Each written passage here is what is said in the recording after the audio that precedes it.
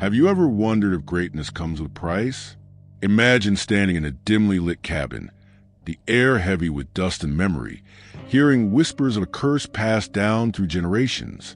What if the tragedy of Elvis Presley, the king of rock and roll, wasn't just fame's toll, but a fate sealed long before he was born?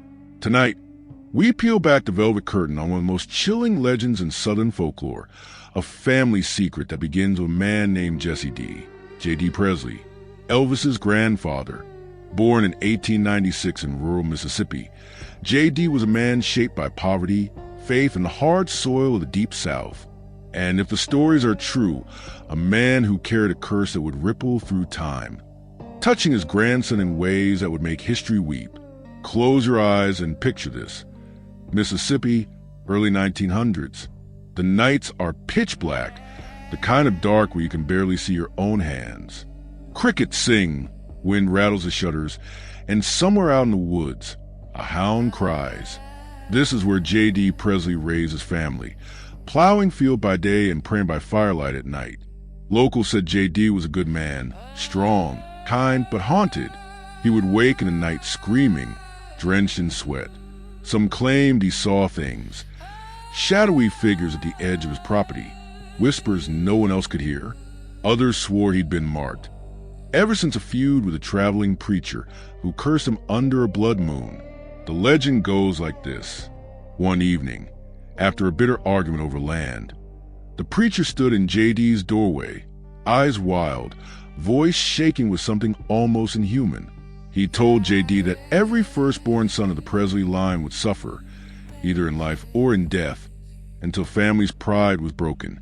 Then he spat on the ground, turned, and vanished into the woods. Whether you believe in curses or not, what followed is hard to ignore. J.D.'s own son, Vernon Presley, grew up under a cloud of poverty and misfortune. And Vernon's firstborn son? Well, that was Elvis Aaron Presley. Think about Elvis's early life. Born January 8, 1935, in a tiny shotgun house in Tupelo, Mississippi, Elvis was actually a twin. His brother, Jesse Garon Presley, was stillborn. The Presleys buried him in an unmarked grave, and Vernon later said Elvis felt that absence his entire life, as if a part of him was missing. From there, the strange shadows never left. Elvis was gifted, yes, almost unnaturally so. His voice, his presence, his charisma, it felt otherworldly. But so was the pain that followed him. Death seemed to brush past him again and again. Friends lost, family tensions, near-death experiences. By the time Elvis was 42, his body was failing him, despite his fame, despite his wealth. He died alone in his bathroom at Graceland, August 16, 1977. Fans mourned. The world wept.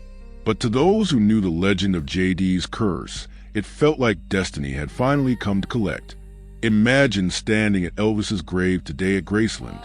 The air feels strangely heavy there, like it's pressing down on your shoulders. You hear the distant hum of cicadas, smell the faint sweetness of magnolias in bloom, and see visitors leave little gifts, teddy bears, flowers, love letters. And if you listen closely, some say you can almost hear a low, mournful song on the wind, like Elvis himself is still singing to the brother he never knew. The Presley line didn't escape tragedy after Elvis, either. His only daughter, Lisa Marie Presley, would live a turbulent life and pass away suddenly in 2023 at just 54 years old. Once again, the curse fell alive, an echo of that night long ago in rural Mississippi. Here's the eerie part. Curses aren't always loud. They don't always strike with fire or thunder. Sometimes they move quietly. A shadow at the edge of the family tree, a pattern that repeats until someone finally notices. What if Elvis's rise and fall weren't random? What if his music, his heartbreak, his meteoric success were all part of a story written before he took his first breath?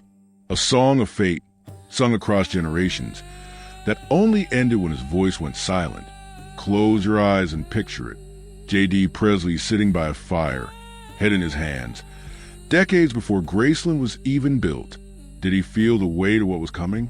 Did he know that one day his grandson would be worshipped by millions, but die alone, that his family would carry the ache of loss like a scar. There's a strange comfort in thinking about this, that Elvis's pain wasn't meaningless, that his story was part of something bigger, something cosmic, that maybe, just maybe, he was born to sing because his family was born to hurt, and in doing so, he gave the world a kind of beauty that can never be taken away. The legend of J.D. Presley's curse may never be proven. It may just be an old story whispered on southern porches under the stars. But when you listen to Elvis's voice, really listen, it feels like you're hearing a man trying to outrun something. A shadow, a fate, a haunting truth. And maybe that's why we still love him. Because deep down, we know what it's like to fight our own ghosts. We know what it's like to sing in the dark. If this story gave you chills or made you think differently about Elvis, hit that like button. Share this with someone who loves music history. And tell me in the comments, do you believe a family can really be cursed? Don't forget to subscribe for more haunting stories from the past. Until next time, keep listening and keep wondering.